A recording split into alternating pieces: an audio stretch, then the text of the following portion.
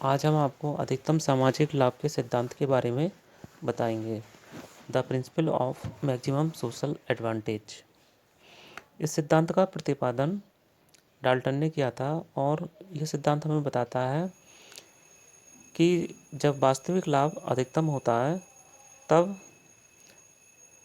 कर की सीमांत अनुपयोगिता और उपयोगिता एक दूसरे के बराबर होते हैं, जिसे हम एक सूत्र के रूप में लिख सकते हैं: कुल सामाजिक लाभ इक्वल टू कुल उपयोगिता माइनस कुल त्याग। डाल्टन ने बताया था कि राजस्व की सर्वोत्तम प्रणाली वह होती है जिसमें राज्य अपने कार्यों द्वारा अधिकतम सामाजिक लाभ को प्राप्त करता है। तो इस प्रकार से अधिकतम सामाजिक लाभ का सिद्धांत के द्वारा हम समाज में अधिकतम सामाजिक लाभ की गणना कर सकते हैं।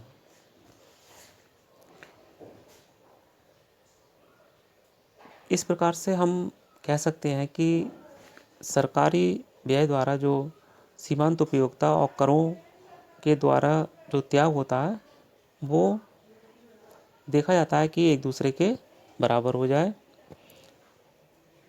इसी प्रकार से करों का भार विभिन्न स्रोतों के बीच इस प्रकार विभाजित होना चाहिए जिससे प्रत्येक स्रोत का सीमांत त्याग बराबर या लगभग बराबर हो।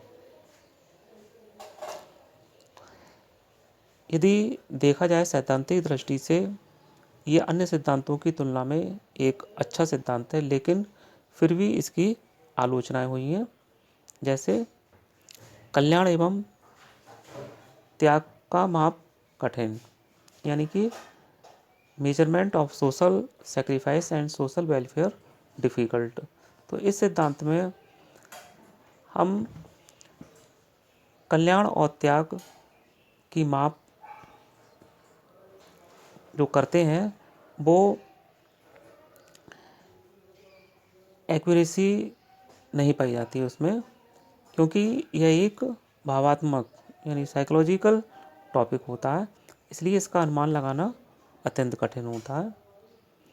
सेकंड, सार्वजनिक ऋण पर लागू नहीं होता है, यानी कि ये जो प्रिंसिपल ऑफ बोरोइंग है उस पर लागू नहीं होता है, क्योंकि इस ऋण पर जनता का कोई भी त्याग नहीं किया जाता है, जनता द्वारा इस पर कोई त्याग नहीं किया जाता है।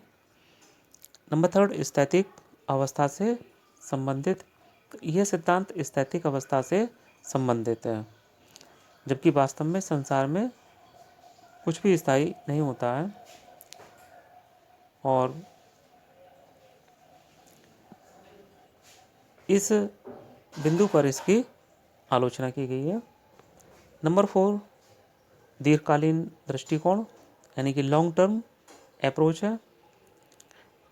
इसमें सार्वजनिक आगम और सार्वजनिक वित्त का एक वर्ष के संदर्भ में अध्ययन करना उचित नहीं होता है, क्योंकि इसके प्रभाव दीर्घकालीन होते हैं।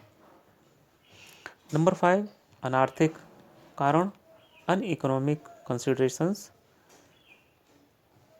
इस सिद्धांत में कुछ अनार्थिक कारण भी पाए जाते हैं, जैसे युद्ध पर किया गया व्यय या बीमारियों पर किया गया व्यय। तो इनका माप करना यानी मेजरमेंट करना इनका अत्यंत कठिन होता है।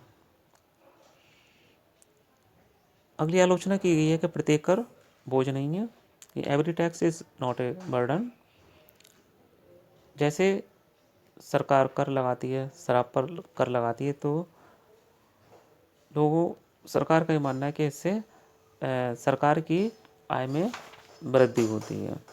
तो इस प्रकार से उपरोक्त आलोचनाओं के बाद भी यह सिद्धांत अत्यधिक महत्वपूर्ण है, जिसको हमने संक्षेप में आप सभी को बताया है।